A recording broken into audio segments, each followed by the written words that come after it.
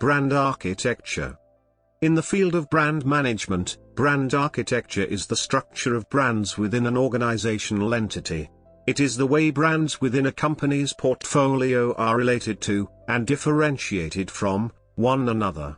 The brand architecture should define the different leagues of branding within the organization, how the corporate brand and sub-brands relate to and support each other, and how the sub-brands reflect or reinforce the core purpose of the corporate brand they belong to. Often, decisions about brand architecture are concerned with how to manage a parent brand and a family of sub-brands. Managing brand architecture to maximize shareholder value can often include using brand valuation model techniques. One may regard the designing of a brand architecture as an integrated process of brand building through establishing brand relationships among branding options in the competitive environment. The brand architecture of an organization at any time is, in large measure, a legacy of past management decisions as well as of the competitive realities brands face in the marketplace. Types.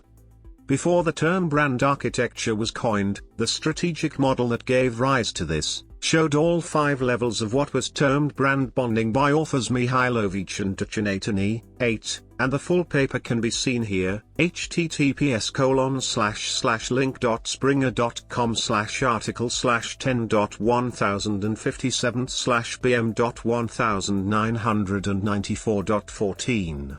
The strategic advantage of brands shifting gears between the 5 are clearly outlined in the paper, but essentially the brand bonding spectrum has the house brand at one end and product brand at the other.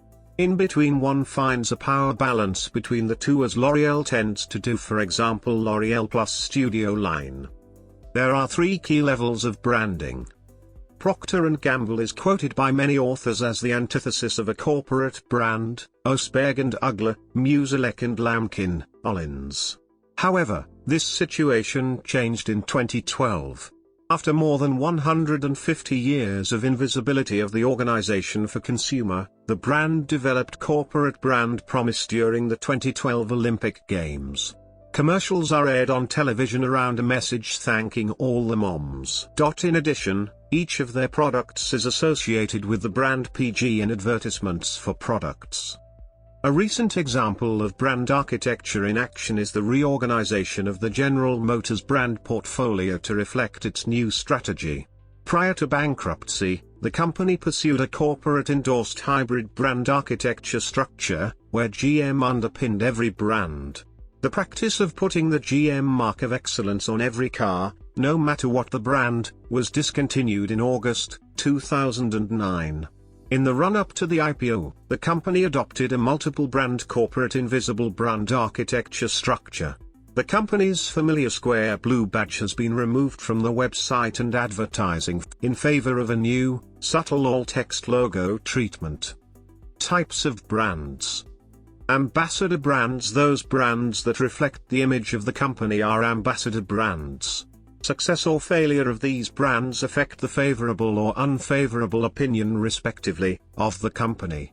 For example, Colgate toothpaste, the market leader in toothpaste segment in India, can be rightly called ambassador brand. Piggyback brands. The nature of these brands is to live on other brands. They are not profit generators but build their image and gain mileage by riding on the back of these brands. For example, Colgate toothbrush is a piggyback brand that survives on the back of Colgate toothpaste. Budget brands. These brands signify those that are welcomed in every home. They do not lower the status of the upper middle class families as well as are affordable by the lower class homes too. For example, Suberca toothpaste can be described as a budget brand that is mainly targeted in rural areas of India. Strategic considerations. Structuring a company brand portfolio can involve choosing a strategy based upon a number of variables, including the business strategy, market trends, competitive tactics, and sources of growth and profit. Often marketing mix modeling is used to help understand the role of brands in a portfolio, and how they support or cannibalize one another. A strong parent brand can be leveraged across multiple sub-brands to help maximize return on marketing investment. Managing brand architecture to maximize shareholder value can often include using brand valuation model techniques. Job titles. In the UK, the term brand architect is sometimes used, but it is worth noting that the title architect is a legally protected title controlled by the Architects Registration Board.